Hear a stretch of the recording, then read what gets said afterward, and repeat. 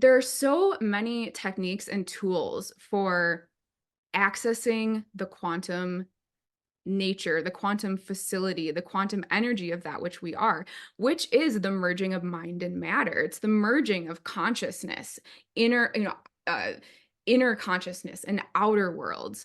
And so those elements are used as a way to understand and to actually encompass the whole of reality. So the benefit in working with the word mandala or a medicine wheel or an astrological Mhm. wheel is that this is a way to take one's consciousness and to wrap it around the whole of phenomenal reality.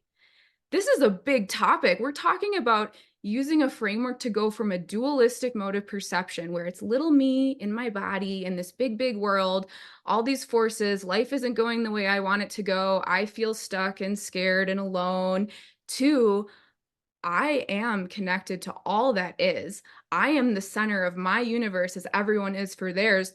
My consciousness is radiating forth into this time space reality, and the elements become a way where I can recognize the patterns of consciousness as it flows into form wherever I look, in people, in plants, in the weather, in the seasons, in the cycles.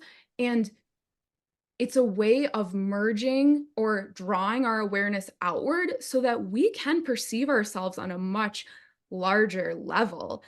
The seasons out there, as we grew up, we began to think we were living inside of a scenario. Well, Mhm. as it turns out, we're interdependent with this scenario, and the quality of consciousness, and as you said before, awareness.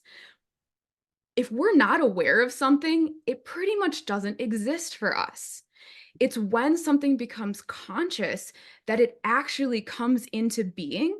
And I mean, of course, that's up for debate on a, deep, deep, deep level, but we're talking about day-to-day life.